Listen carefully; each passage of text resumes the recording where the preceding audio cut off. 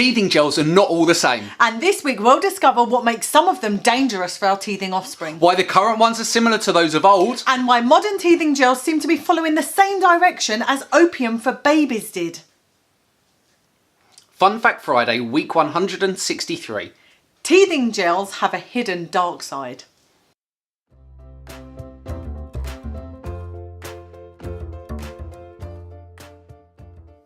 Hello, I'm Bev. And I'm Jamie, and thank you for joining us for another Fun Fact Friday. Come and plant small acorns with us by sharing this or any of our other videos. It's the 8th week of our teething series. Why are we still banging on about teething? Said nobody, because everyone has experienced it and some lucky parents get to experience it multiple times. If you're one of those parents, knowing when those little ivories are expected can make things somewhat easier. That's why we made a really easy teeth arrival chart for you to download completely free. Links where you'd expect them.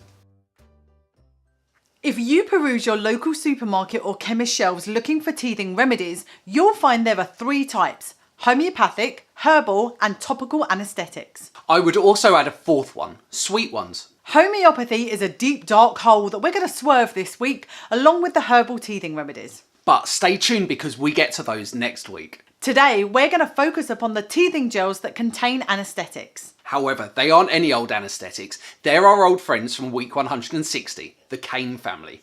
Procaine, Novocaine, Prilocaine, Articaine, Bupivacaine. Michael Caine. What? Sorry, I got carried away with the canes. And moving swiftly on to the 2 we're interested in today, benzocaine and lidocaine. Cane-based anaesthetics came to be because of cocaine's popularity circa 1900. As an aside to its stimulating effects, it also had great numbing effects. Chemists set to work in a bid to gain the numbing benefits of cocaine without its addictiveness and other less desirable traits. And in 1905, Procaine aka Novocaine arrived and started the family of canes that now has more than 40 members, not including the brand names. Teething gels get results in 2 ways. They either numb the gum with a topical cane-based anaesthetic, or they contain something sweet that acts as an analgesic for little ones. The sweetness from the sugar or sweeteners acts upon the opioid receptors to produce something called sweet-induced analgesia. Sweet-induced analgesia is very fast-acting, and it is this response that is most apparent to parents when giving any sweetened medicine. Cane-based anaesthetics are found in over-the-counter teething gels.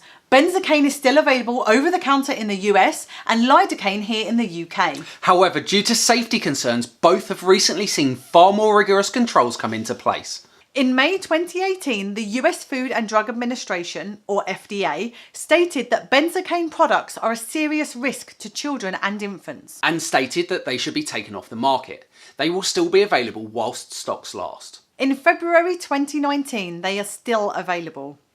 Benzocaine can cause a serious, albeit rare, blood condition in children, especially to those below the age of 2. This condition is called methemoglobinemia. Methemoglobinemia happens when the blood has too much methemoglobin in it. The heightened levels of methemoglobin reduce the amount of oxygen that the blood can carry. This reduction in the blood's oxygen carrying capacity is what makes methemoglobinemia so dangerous. This condition has unfortunately led to the deaths of some babies. And is why the FDA wants teething gels containing benzocaine off the market. Bonus fact! This isn't the first time that teething gel has been under fire. 2008 saw a return of Ray's syndrome. Ray's syndrome is a condition that causes swelling of the liver and the brain. It is something that has disappeared since the 1980s when aspirin use for babies was stopped. The culprit was an ingredient found in teething gels called choline salicylate. Thankfully, that ingredient is now only available in medicines for over 16s.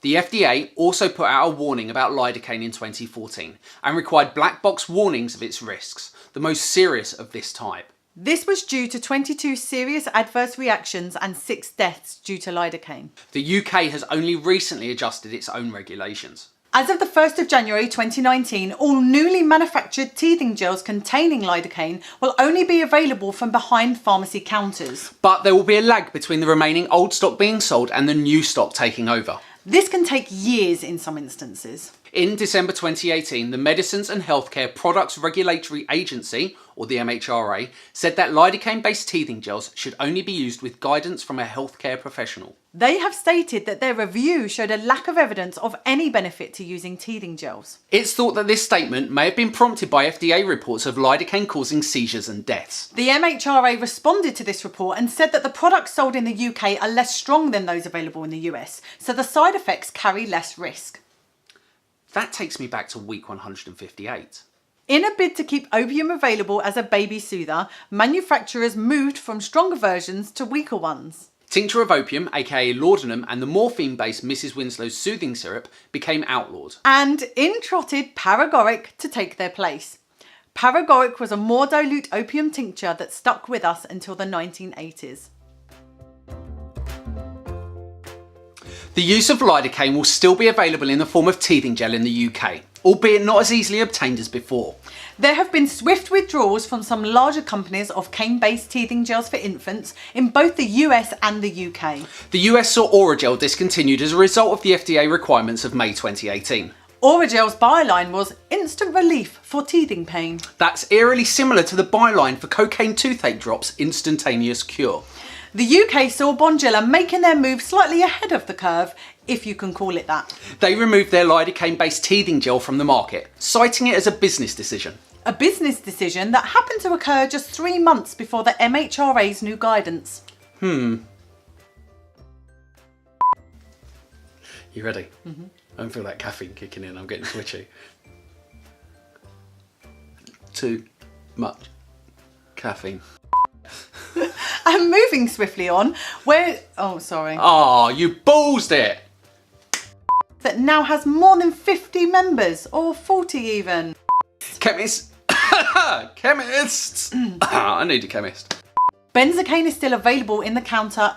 Swelling of the liver liver is a condition that causes swelling of the liver.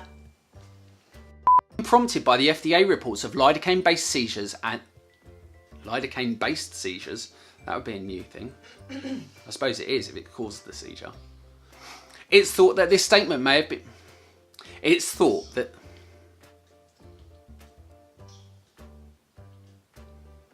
It's thought that this statement may have been prompted by FDA...